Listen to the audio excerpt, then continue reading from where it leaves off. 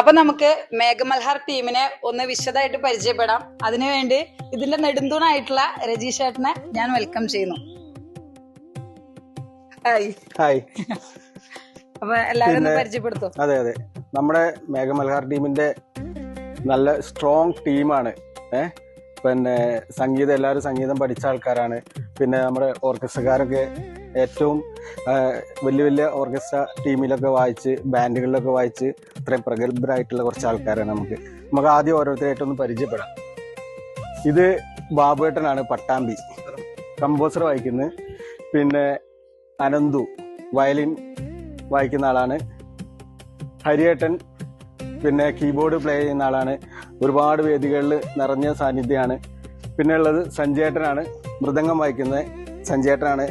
ഞങ്ങളുടെ ഒരു ടീം എന്ന് പറഞ്ഞാൽ നല്ല അടിപൊളി ടീമാണ്. കാരണം എല്ലാവരും നല്ല പിന്നെ ഓരോ കാര്യങ്ങളൊക്കെ പറയിപ്പിച്ചും ഒക്കെ ചെയ്ത് അങ്ങനത്തെ എക്സ്പീരിയൻസ് ആയിട്ടുള്ള നല്ല ഒരുപാട് ആൾക്കാരുള്ളത് കൊണ്ട് ബാക്കിയുള്ള ആൾക്കാർക്കൊക്കെ ഈ ഒരു സംഭവം എന്താ പറയാ, സംഗീതം പഠിച്ച ആൾക്കാർക്കാണെങ്കിൽ പോലും അവരുടെ മൊത്തത്തിലെ അവരുടെ ആ കഴിവ് ഒന്നും കൂടി ബൂസ്റ്റ് ആക്കാൻ ഇവരെ പോലുള്ള പ്രഗത്ഭരായിട്ടുള്ള ആൾക്കാരുള്ളതുകൊണ്ട് വളരെ സിമ്പിളാണ്.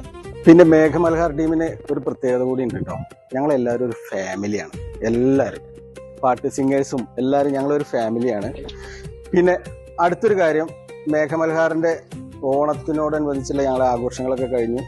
അപ്പോൾ അതിനോടനുബന്ധിച്ച് ചെറിയ മെമെന്റോ അല്ല, ചെറിയൊരു സ്നേഹോപഹാരം ആർട്ടിസ്റ്റുകൾക്ക് എല്ലാവർക്കും കൊടുക്കുന്നൊരു ചെറിയൊരു ചടങ്ങിലേക്കാണ് പോകുന്നത്.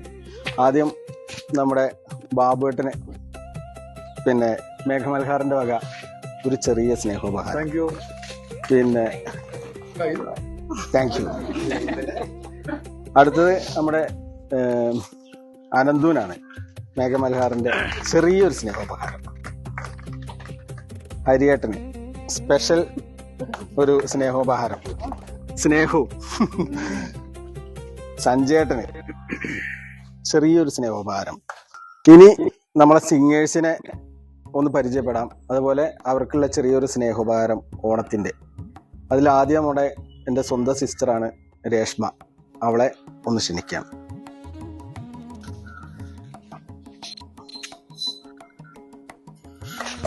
ഓക്കെ. അടുത്തതായി ചേച്ചിയാണ്, ഡോളി ചേച്ചി. ഡോളി ചേച്ചീനെ ഒന്ന് ക്ഷണിക്കുന്നു.